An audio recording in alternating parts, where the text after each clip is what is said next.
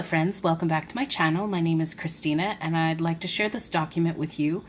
It is entitled Turnabout, the Runaway Convention is Far from Myth. Now this was published in a newspaper article in Lewiston, Idaho called the Lewiston Morning Tribune. It was published Sunday, August 25th, 1996. Entitled Turnabout, the Runaway Convention is Far from Myth, written by Patty Sprute, S-P-R-U-T-E. Sprute was the Lewiston chapter leader of the John Birch Society. And this is all very state relative back in the day. And please keep in mind that being written in 1996, Phil Batt is no longer in office in Idaho. And now we have Brad Little as our governor. So Idaho's call for term limits, or Proposition 4, won't give us term limits. How can it create any pressure to limit congressional terms when it specifically orders the Idaho legislature to apply for an Article 5 convention to propose amendments to the U.S. Constitution? Article 5 explains the methods for proposing constitutional amendments by Congress and through a constitutional convention.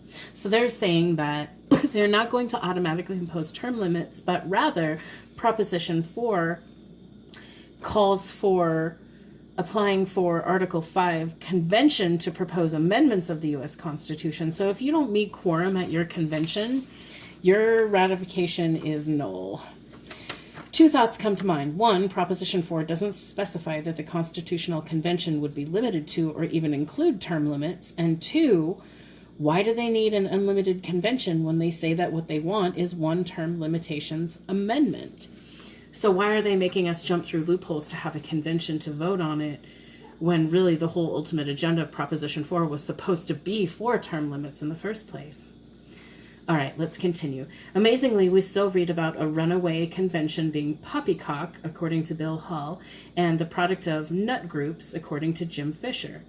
In an August 16 turnabout, Donna Blazin of the Idaho Citizens for Federal Term Limits told us that only people who believe in a conspiracy think that an Article 5 convention would be a runaway. But former Chief Justice Warren Burger and a host of legal scholars who do not advocate any belief in a conspiracy are convinced that an Article 5 convention could, in the words of former Supreme Court Justice Arthur Goldberg, cause a runaway convention, making wholesale changes to our Constitution and Bill of Rights. Idaho's Governor Phil Batt and Assistant Senator Majority Leader Jim Risch also see a threat to the Constitution from the Article 5 convention. I'll take these learned men's words about runaway conventions every time over two editors and a special interest promoter. So he's referring to Bill Hall and Jim Fisher as editors because they're journalists in Idaho, were journalists. God rest Bill Hall's soul. He has passed, but Jim Fisher, he's a highly influential and very, very smart gentleman here in Idaho. Idaho's term limits proposition also puts language on the ballot that labels candidates who don't want to call a constitutional convention as being against term limits. Sounds like false advertising to me. Idaho's Attorney General Lance declared these labels unconstitutional. Blazin's rambling turnabout article makes claims which U.S. history proves false. She has no supporting research because there is none. Blazin declared that many state applications for a constitutional convention would pressure Congress to propose term limits amendment. Term limiters have fabricated a story saying that Congress passed the 17th Amendment, the direct election of U.S. senators, because of pressure for an Article 5 convention. Wrong. It takes 2/3 of the states, or 34, to trigger a constitutional convention. Yet, according to historical fact, 14 Hemline Law Review 1, 1989, when fewer than half of the states, 20, had applied to Congress for a constitutional convention, Congress proposed the 17th Amendment. They did this not because of pressure for a convention, but because the states began to put the candidates' names on the ballot and demanded that their legislators appoint the people who won the non-binding popular election. When the senators found that they were winning the popular elections anyway, they bowed to popular will and proposed the 17th Amendment to formalize their popular election. By contrast, the effort to force Congress to call a constitutional convention to propose a balanced budget amendment was just 2 states short of the necessary 2/3. They had 32 votes. When the movement collapsed, If Congress felt no pressure from the balanced budget movement, it surely felt no pressure for direct election of senators, which had 12 fewer applications. As for Blazen's absurd charge that more than half of the constitutional amendments proposed by Congress resulted from state pressure for a convention, that really is a poppycock and a bit nutty.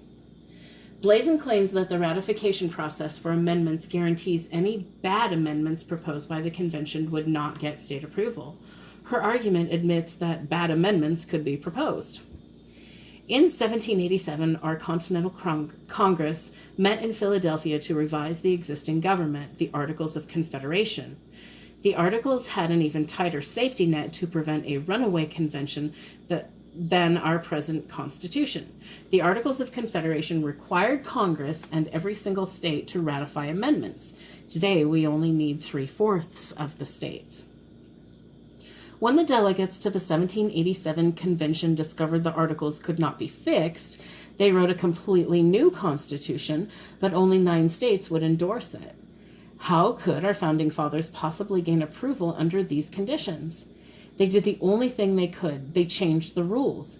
Ignoring their Articles of Confederation, they violated the ratification requirements, or their own safety net, and created an entirely new provision whereby only 9 states were needed. The 1787 convention was a runaway where the existing form of government was totally rejected and an entirely new constitution was written. It happened once, and it is foolish to say that it can never happen again. All right, so that's where we're going to end with this particular article. And again, it was from Patty Sprout. She was the Lewiston chapter leader of the John Birch Society. This comes from Lewiston Morning Tribune, Sunday, August 25th, 1996. So once again, I thank you so much for your time, and just Christina signing out.